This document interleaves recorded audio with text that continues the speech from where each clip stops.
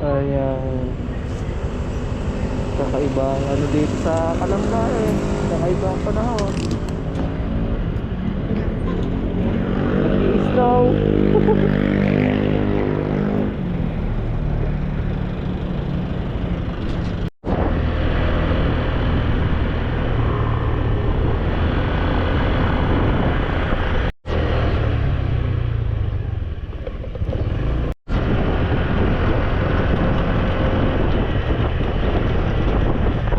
Mag-alauna na, so uuwi na tayo. Kumakota na naman tayo ngayong araw eh. So pahinga muna tayo, mainit kasi. Tsaka wala naman masyadong booking pagka ganitong oras. So mangyayari, mamayang hapon naman tayo lalabas ulit. So yun lang. Ingat kayo, ride safe sa ating lahat. Mabuhay ang Pilipinas. So time check tayo, 5:08. So kuha ulit tayo ng ano, pagkakitaan, iangkas. So ito may first ano tayo, first customer tayo ngayong hapon. So yun, maraming nagtatanong sa akin kung okay ba daw yung kitaan ng angkas, kung kaya ba daw bumuhay ng pamilya. Ang sagot ko doon, nasa sa inyo yon guys, kung kaya nyo, kung kaya ng katawan nyo. Kasi aminin man natin o hindi, itong ganitong trabaho is katawan mo talaga ang puhunan mo dito guys. So hindi ako makapagsabi niyan guys kung kaya bang ano, kaya bumuhay ng pamilya or kaya bang masustain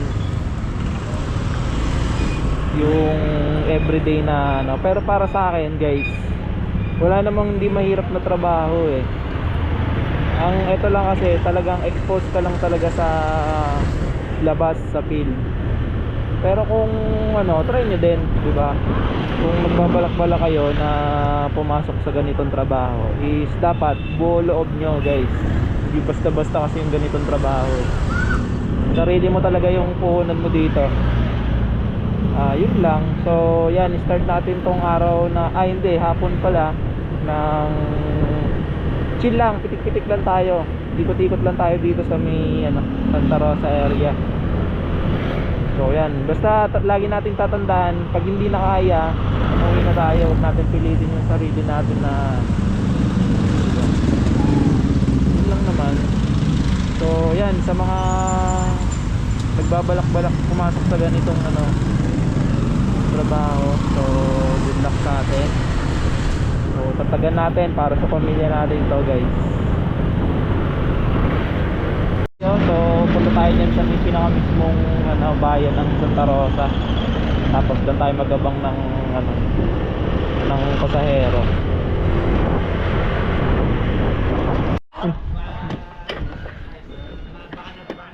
Shower cup kayo ma'am? Magsha-shower cup kayo? Wala. Meron po. Magkano yan? Hindi, wala po. Wala ba? Opo. Paano ba to? Who's that? Ano to kuya? Inaano lang yun ma'am. May natanggap ka Gcash payment no? Sige po, pwede po. Bye-bye.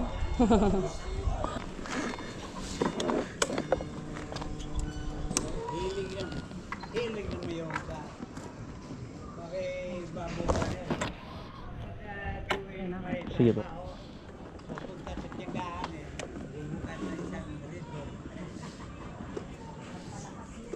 Hindi, ngayon, kinabayo siya. Okay na po kayo ma'am?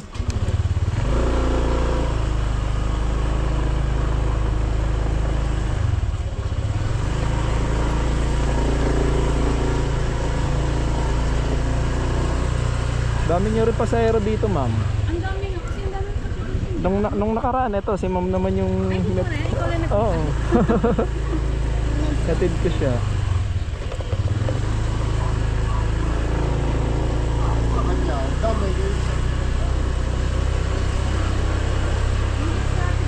Ride galing Santa Rosa, tapos natid dito sa may airport. So yan, time to go home na. Alas 10, dapat alas 9 lang ako eh. Pero thank you Lord naman, kasi blessings pa rin yun.